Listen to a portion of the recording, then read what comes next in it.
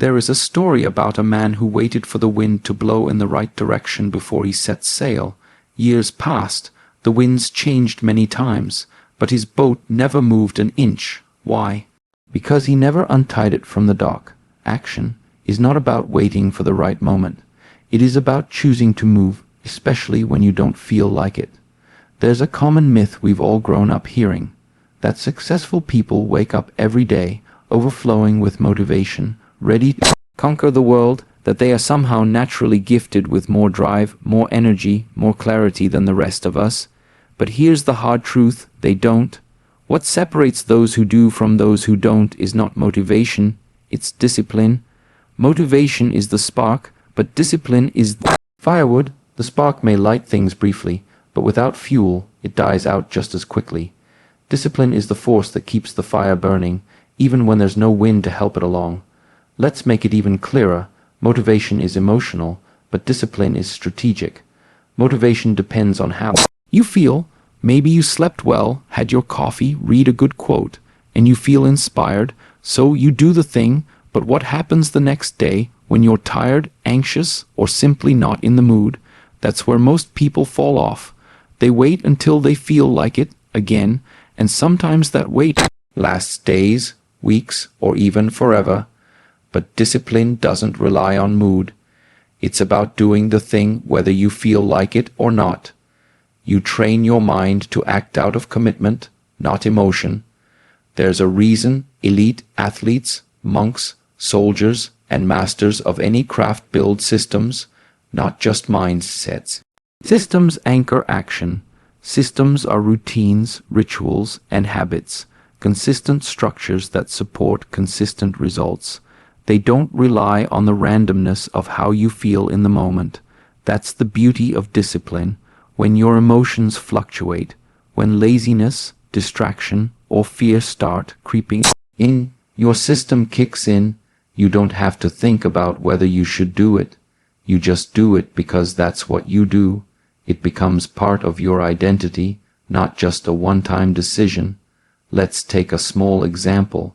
A person decides they want to get fit, and for the first few days, motivation is high. They buy workout clothes, watch inspiring fitness videos, hit the gym, but after a week, the soreness kicks in. Life gets busy. The motivation fades. Now the choice appears: continue through discipline or return to comfort. The ones who build a disciplined habit, who go to the gym at the same time every day regardless of how they feel, are the ones who see results, because they understand a secret. Motivation is for amateurs. Discipline is for professionals. Discipline, when practiced long enough, transforms into something more profound. It becomes inner peace, because once you stop negotiating with yourself every day, once you stop asking should I or shouldn't I, your mind becomes quieter. Your energy is no longer wasted on decision fatigue. You know what needs to be done and you just do it. There's power in that. Confidence builds not from external rewards, but from the daily internal victory of showing up for yourself. When you look in the mirror and see someone who doesn't give up, who follows through even when it's hard, you begin to trust yourself. So yes, force yourself, not because you're being hard on yourself, but because you are training a warrior within. That inner force is not born from waiting for good days. It is born from showing up on the bad ones, from lifting yourself out of bed when the weight of the day feels heavy, from choosing movement over stagnation, progress over procrastination, and truth over excuses. Discipline isn't cruel, it's compassionate. It is the highest form of self-respect, because it says, I care enough about my future to act, even when it's uncomfortable now. How many times have you caught yourself waiting to be sure, waiting for the right idea, waiting for perfect conditions? When I figure it out, I'll begin. But the paradox of clarity is this: it rarely comes before action. Clarity is not a prerequisite, it's a product. You don't find the path by standing still. You discover it by walking. Just like fog only begins to lift as you drive forward, confusion and uncertainty only begin to fade once you start moving, even if you're unsure of the destination. In truth, doing create Knowing, consider the student staring at a blank page, waiting for inspiration before they begin writing. Minutes turn into hours and the page remains blank, but once they start typing anything at all, the ideas begin to flow. Words invite more words, thoughts spark deeper thinking. It's not the thinking that fuels the writing, it's the writing that fuels the thinking. The same applies to every aspect of life. The mind likes to believe that everything must be perfectly planned before we take the first step. But this mindset keeps countless people stuck in analysis, dreaming of action, without ever tasting it. There's a story of a potter's class that was divided in two. One group was told they'd be graded on the quality of a single perfect pot, and the other on the quantity of pots made. At the end of the semester, it was the quantity group, the ones who kept producing, making, failing and learning, who made the highest quality pots. Why? Because they acted, practiced, corrected, and improved. Meanwhile, the quality group got lost in theory and produced less. Real learning doesn't come from thinking about doing. It comes from doing and reflecting. The mistake many people make is believing they need absolute clarity before they start. They overanalyze every possibility, try to eliminate all risk, and seek a guarantee of success. But the only guarantee in life is this: nothing happens until you move. Action might feel risky, but inaction is often far more dangerous. A person who acts may fail, but they will learn. A person who waits endlessly for clarity often ends up standing in the same place for years. What they forget is that failure is not the enemy, it's the mapmaker. It shows you what doesn't work so you can find what does, and action doesn't have to be massive. You don't need to leap off cliffs. You only need to take the next logical step. If you want to start a business, register the domain. If you want to write a book, draft the first paragraph. If you want to get fit, go for a short walk today. That one action, even if small, will start to clear the fog. Why? Because action engages your body, your senses, your awareness. It activates your feedback loop. You can now respond to something real, not just imagined. You go from speculation to participation, and that changes everything. So if you feel stuck, overwhelmed, or confused, don't wait for clarity. Don't wait for the perfect plan or the ideal moment. Take one honest action. It doesn't have to be perfect. It just has to be done. Clarity is revealed through engagement, not by sitting on the sidelines. Motion brings perspective, and from that perspective, better decisions are made. More action follows, the fog lifts a little more, and before you know it, the path that once looked impossible is now behind you, paved by every single imperfect step you chose to take. Discomfort is often misunderstood. Most people treat it as a warning, a stop sign, a cue to retreat. It shows up, and they pull back. They interpret the presence of difficulty as a message: this isn't right. But what if we've misunderstood discomfort all along? What if discomfort isn't a signal to stop, but a signpost pointing exactly where you should go? You see, growth and ease never live in the same place. If you're serious about becoming stronger, sharper, more resilient, then you must get comfortable with being uncomfortable. Look at the natural world. A seed doesn't bloom without first pushing through soil. A caterpillar doesn't become a butterfly without breaking down inside the cocoon. A muscle doesn't grow without first being stretched and torn.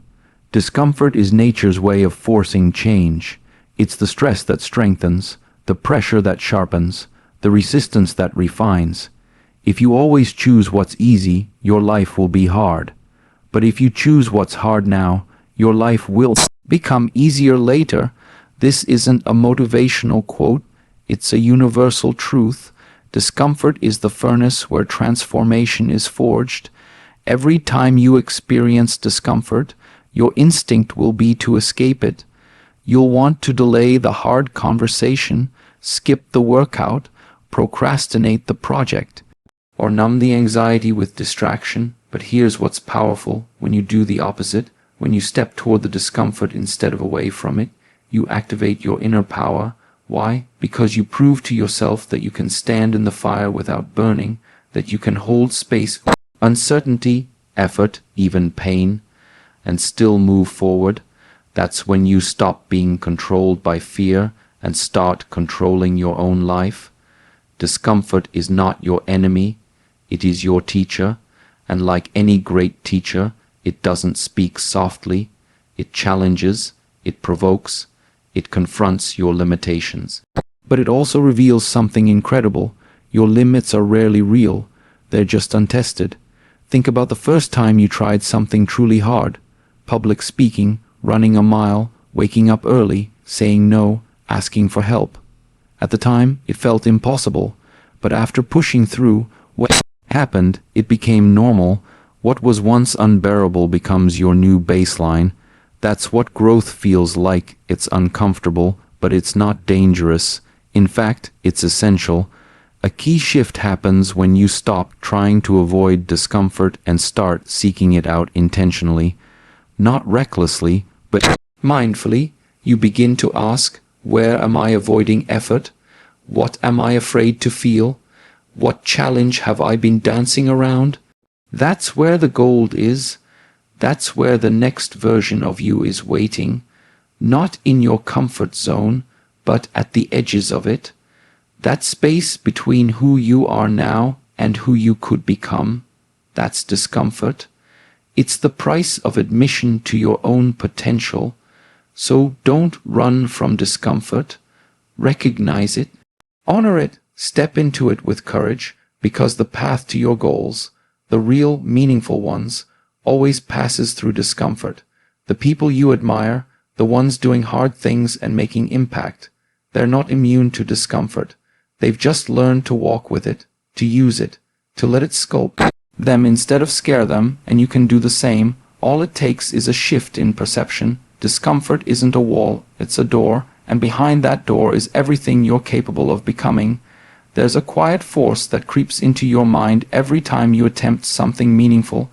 It doesn't scream, it whispers, it says things like, not now, you're too tired, what if you fail? You can do it tomorrow. This force is called resistance, and it appears every time you try to grow. Most people treat resistance as a red light, a reason to stop, but those who truly evolve understand something different. Resistance isn't a warning, it's a compass. It points directly toward where you must go. Resistance arises in proportion to the importance of what you're trying to do. It doesn't show up when you're scrolling your phone or sitting in comfort. It shows up the moment you decide to change, create, or commit. The moment you try to write, train, speak, build, or step outside your comfort zone, it appears. Why? Because resistance is your ego's defense mechanism.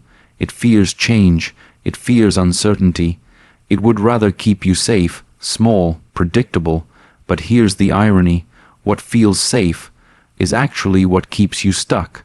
And the more powerful the pull of resistance, the more certain you can be that you're on the right path. Imagine standing at the base of a mountain. At the summit lies your goals: health, success, confidence, freedom. Resistance is the steepest part of the climb. It's the burning legs, the self-doubt, the temptation to turn around. But here's the truth. Resistance lives at the front door of transformation. You must learn to interpret its presence not as a barrier, but as an invitation.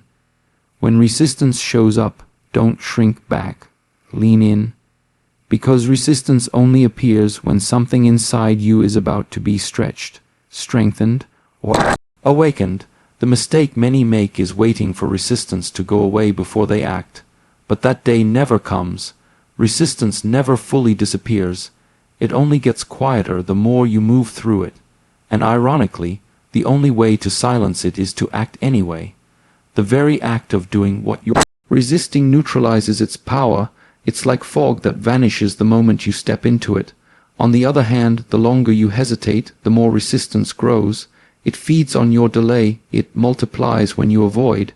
Every time you back down, it reinforces a false belief: I'm not ready. What separates the disciplined from the drifting is not the absence of resistance, but their relationship to it. Successful people feel resistance all the time, but instead of obeying it, they use it as fuel. They say, "Oh, resistance is here. That must mean I'm on the edge of growth." They lean into the discomfort, not away. They take action precisely because it's hard, because they know that everything they want sits behind the things they don't feel like doing. This shift in mindset is liberating. Resistance becomes less of an obstacle and more of a signal, a guide, a call to action. So the next time resistance shows up, when you feel that urge to put things off, to stay small, to take the easy route, recognize it for what it is, a mirror reflecting your potential. Resistance never shows up for meaningless tasks. It only rises when something important is at stake, and that's your clue. Don't wait for it to go away. Don't negotiate with it. Move toward it. Push through it. Prove to yourself that it cannot stop you, because the moment you take that first step through resistance, you'll find something powerful on other side. Momentum. Your mind is your most powerful asset and your most dangerous enemy. Every decision you make, every action you take, and every result you create in your life begins with a single thought. Yet, most people live their lives as prisoners to their thoughts, reacting to whatever the mind serves up: fears, doubts, distractions, worries. But here's the liberating truth. You are not your thoughts. You are the one who observes them. And when you learn to master your mind, you stop being a slave to reaction and start becoming the author of your life. Imagine your mind as a wild horse. Untamed, it will run in all directions, panicking, resisting, throwing you off course. But once trained, it becomes your most reliable companion. It will carry you across mountains. It will obey your focus. It will follow your vision. This is what mental discipline offers. Not control through force, but direction through awareness. Mastery of the mind doesn't mean silencing every thought. It means learning how to choose which thoughts you give your energy to, because where attention goes, energy flows, and where energy flows, results follow. One of the greatest shifts you can make in life is learning to respond instead of react. Reaction is automatic. It's the knee-jerk fear, the impulsive avoidance, the emotional overthinking. But response is intentional. It requires space. It requires presence. Mastery of the mind begins with creating space between the thought and the action. Instead of acting on every emotion, you pause, you ask, is this thought true? Is it useful? Is it aligned with who I want to be? This small space is where transformation lives. It's where power is reclaimed, but mental mastery is not something you stumble into by accident. It requires training, just like the body. You wouldn't expect to be physically strong without exercise. Why should your mind be any different? Daily practices like meditation, breathwork, journaling, and intentional silence are not extras. They are your mental gym. They help you become aware of your patterns, detach from unhelpful narratives, and build focus like a muscle. The more you practice watching your thoughts without judgment, the more you realize you can choose your mental state, regardless of the external world, and this is the real freedom, when your inner world becomes stronger than your outer world, when chaos is around you, but peace is within you, when people doubt you, but your self-belief is unshaken, when fear tries to creep in, but you see it as a passing cloud, not the sky. Life will always be uncertain. Stress, challenge, change, these are constants. But once your mind is trained, they no longer control you. You may feel them, but you are not dominated by them. You become rooted, calm, sharp, and intentional. And that's when you begin to live life on your terms. So remember, everything begins in the mind. Every goal, every habit, every relationship, every emotion. If your mind is scattered, life feels chaotic. If your mind is focused, life becomes clear. If your mind is filled with fear, opportunity feel dangerous, but if your mind is anchored in courage, those same opportunities become exciting. This is why mental mastery is not a luxury, it's the foundation. Master your mind, and you master the direction of your life, because the most powerful force you'll ever learn to command is the one already living inside your head.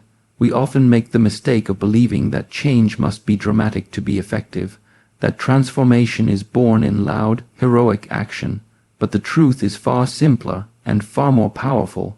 The most extraordinary outcomes are built on ordinary habits done consistently. You don't need a massive overhaul. You don't need to change everything overnight. What you need is to start small and keep going. Greatness doesn't begin in grand gestures. It begins with quiet repetition. Because while motivation may get you started, it is consistency that gets you across the finish line. Think of water dripping on a stone. One drop seems insignificant. It makes no visible impact, but over time, over thousands of drops, the stone is reshaped, not because the water was powerful, but because it was relentlessly consistent. That's what starting small allows you to do. It lowers the resistance, it removes the excuse of perfection, it allows momentum to take root, and momentum, once set in motion, becomes a force of its own. It makes effort easier, it builds rhythm, and more importantly, it builds trust in yourself. Consider someone trying to improve their health. They don't need to run 5 miles the first day. They don't need to give up every bad habit at once. What they need is a small, doable action, a 10-minute walk, 1 glass of water, 5 push-ups. These actions may seem too small to matter, but they do something crucial. They teach the brain, I am someone who shows up. That identity, once reinforced day after day, becomes the foundation for sustainable transformation. Small actions compound, they stack, and one day they create results that seem impossible, until they aren't. Starting small also protects you from burnout. It's easy to sprint out of the gate when you're excited, but excitement fades. Life gets busy, challenges come. If your habits are too intense, they collapse under pressure. But when your actions are manageable, they're sustainable. It's not about intensity, it's about duration.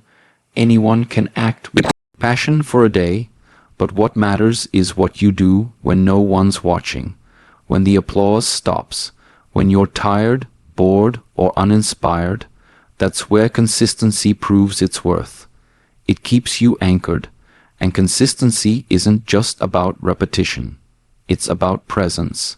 Every time you show up, even in a small way, you strengthen your focus, you deepen your discipline, you reconnect with your purpose. Some days it won't feel impressive, it may feel routine, even dull, but discipline isn't built on excitement. It's built on quiet commitment. That's what separates those who dabble from those who master. They don't rely on emotion, they rely on the process. They trust that small steps taken daily will one day lead them somewhere extraordinary. So if you're standing at the edge of change, wondering how to begin, don't wait for the perfect plan. Don't wait until you feel ready. Start small, stay consistent, set a simple goal, do it every day, and let the repetition shape your results. Because real strength isn't built in bursts, it's built in the spaces between. In the morning routines, the evening reflections, the small acts of effort no one sees. That's where transformation lives, quiet, steady, unshakable. So now you know action isn't something you wait for. It's something you create. The discomfort, the resistance, the doubt, they're not there to stop you. They're there to shape you. Discipline over motivation, clarity through movement, strength through struggle, peace through mastery, progress through repetition. You don't need a perfect plan. You don't need to feel ready. All you need is to start with what you have, where you are, and who you are right now, because no one else is going to live your life for you. No one else is going to write your story. The pen is in your hand, so move, not tomorrow, not next week, now. Force yourself to take action, and watch who you become.